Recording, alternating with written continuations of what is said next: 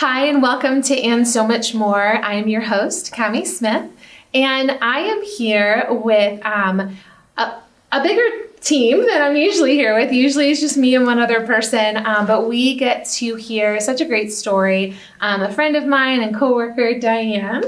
And Diane, you were having some back and neck pain, which kind of started your journey toward the care that you received, and we're going to hear a little bit about that. But I'm also here with Dr. Zhang and Dr. Estrada over at Center. We are in the new Langhorne Medical Center, which is absolutely beautiful, and we're excited to kind of see the doors open and patients coming in. So why don't we first, just to get to know you guys a little bit, Dr. Zhang, tell us a little bit about yourself and then what your role is here at Center. Well, nice to meet you all. My name is William Zhang. I'm a neurosurgeon here, and I'm also now the Executive Medical Director of Center Brain and Spine. Okay. And then Dr. Estrada? Yes, I'm the interventional pain management doctor here, medical director of the office as well. Okay. I deal with patients with chronic pain and do injections for any type of neck and low back pain. Okay. Which everybody who is watching has probably had some type of pain at some point in their life. Some probably worse than others. And I know when your pain is more chronic, there's this urgency to just figure out what's going on and find the best care possible and find out how to get this fixed as soon as possible. And Diane, that's kind of where your story began. So why don't you tell us a little bit about your journey? Yeah, so back at the end of 2023, I had been having what I thought was arthritic pain. My mom had some pretty severe arthritis, and so I was having a lot of stiffness in the evening and in the morning. And so I thought that was pretty manageable. I was doing a lot of conservative treatments. I try to stay fit. I'm a big walker. I love to walk. And it was becoming increasingly difficult to walk. I was starting to have pain down my leg, which was new. I had never experienced that. So I did a lot of conservative treatments. I went to physical therapy. I joined a stretch clinic. I was seeing a chiropractor regularly. And I was just getting worse. Yeah. And so with my family history, my dad, over the course of his life, had over 9 back surgeries. Oh, my. My mom also had some spine issues. So I had done a lot of research and had walked that journey with them in their life.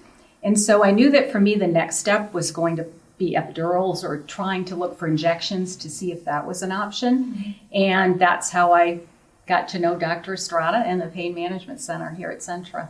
And I'll let him talk, but he did the first MRI. I had never had even an X-ray on my back. Yeah. And so we really didn't. I had no idea what my issues were. Yeah, or probably where to even begin. Yes. Yeah. So Diane is the marketing director of Center Marketing and one of my bosses. And so, getting to just work with you every day and see this progress.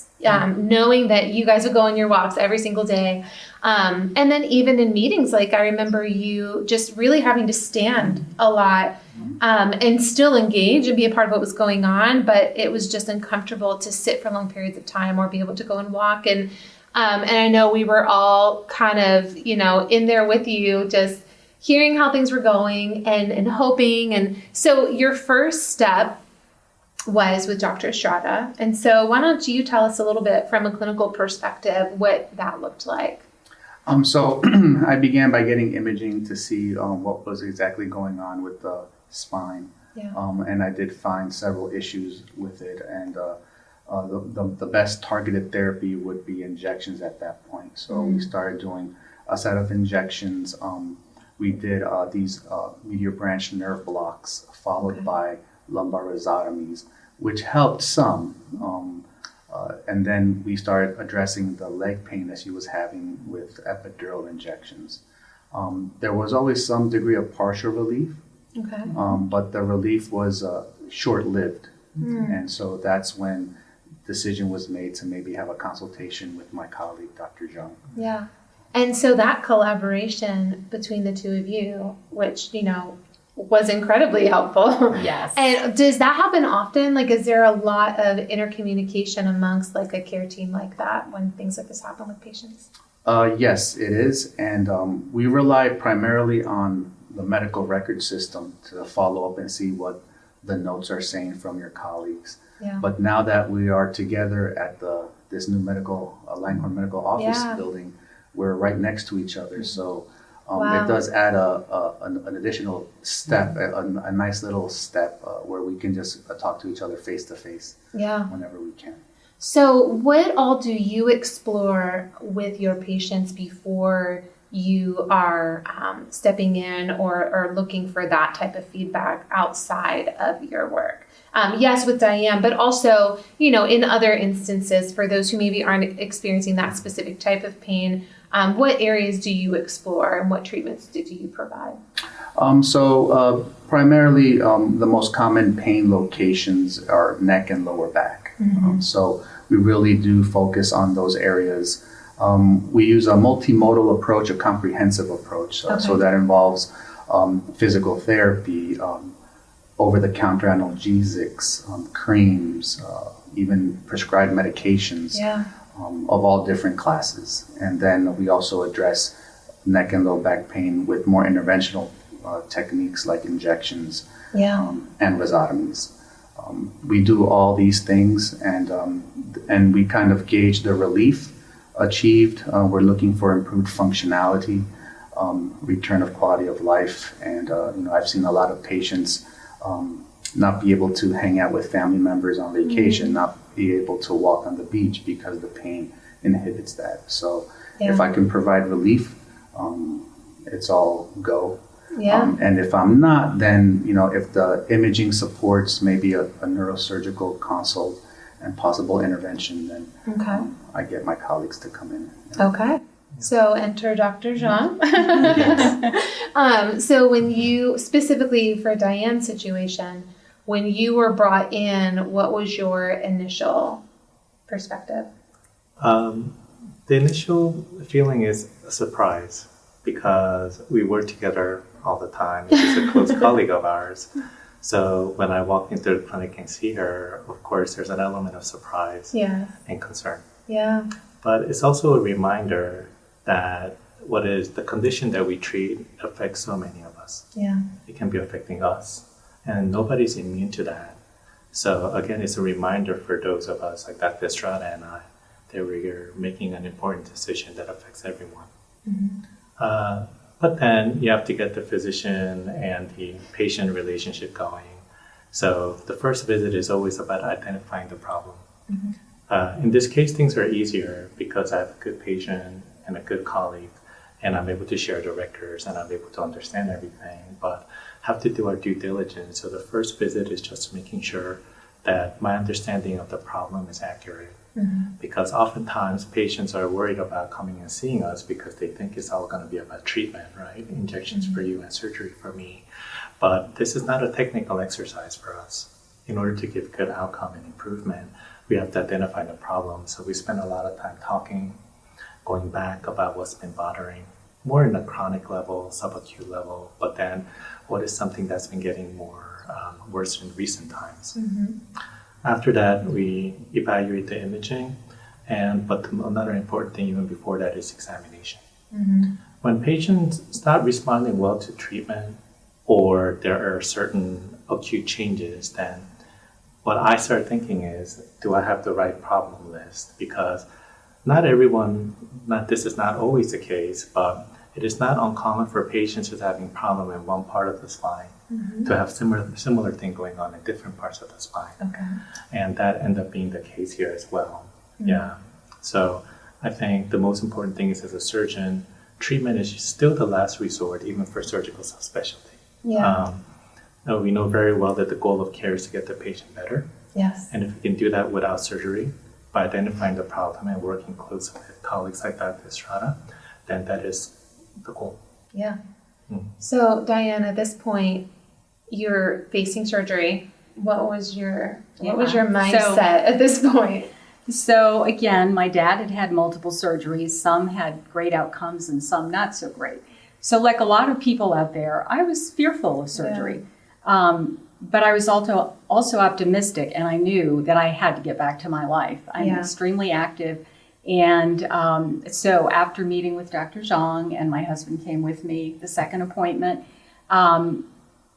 we went through the second MRI because out of an abundance of caution, because I had been having some numbness in my arms, Dr. Zhang said, well, I think maybe we need to do an MRI of your neck too. Yeah. So again, I'm going to let you. Well, also real quick, now that MRI step is also in this building, Yes. correct? Yes. And Yes. so just Yes. one more, I really think that it is incredibly special to have so much together in one space, that collaboration Yes. and then that consolidation of services and care. It makes things so much easier. Yes, it's going to be so easy for patients. Yes. Yeah, and convenient. So you were at 2 MRIs now. Yes. Okay. Yes, and actually my surgery for my back was scheduled on Okay. July 15th.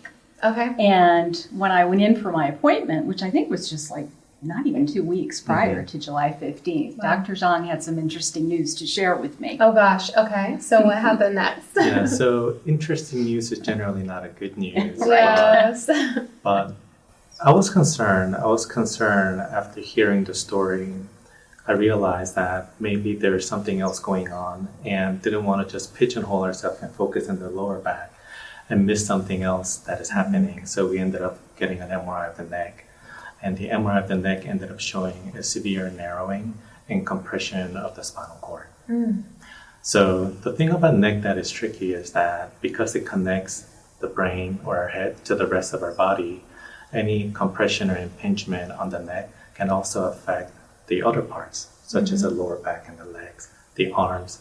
So then we had to have some tough conversations after reviewing the films at all options and, make an important decision. Yeah. So I did end up having surgery on July 15th, but it was for my neck, Wow. which was heartbreaking because I was so You were excited still about pain. finally getting the Yes. pain out of the legs so I could walk again. But a comfortably. necessary step. But a necessary step. Yeah. So were these things related? Yes, so the nerves are, because any impingement on the neck can also affect the other body parts. And plus you're dealing with the spinal cord in the neck, which is generally more delicate than the nerves in the lower back.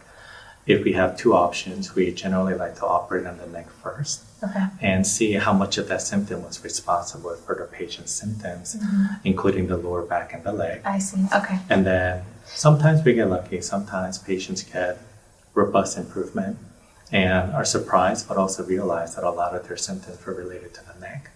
And then we can push back surgery and they end up getting the relief that they were getting initially without the strata, and we can keep pushing back. But there are patients where it was important and then they get some improvement, and it was also to prevent further decline and compression, which can be dangerous, and then end up needing to have another surgery in a short stage manner. Yeah. Okay. So then surgery number 2. Yeah, so Dr. Zhang had suggested that I wait 3 months. And I wasn't happy with that. I said, I don't think I can wait 3 months. And luckily, I responded and recovered really well from the neck surgery. Yeah. I mean, I was very surprised. And so when I went for one of my follow-up visits, I sort of begged Dr. Zhang and said, can we please do it sooner? And he agreed. And so on August 19th, I had my back surgery. Yes. And I've been doing physical therapy, and that's finished now, and strengthening my core and getting my neck muscles back. Yeah. And I'm doing great. And I'm back to walking 2-3 miles every day Yeah. and working out with some light weights again. And so And you have I've your got my life back. back. Yeah. Yeah. That's huge. So So is there ever a reason for a patient after surgery to go back to Dr. Estrada's side of things? Or is that more of like a road in? Is it also like a step down? No, that's a great question.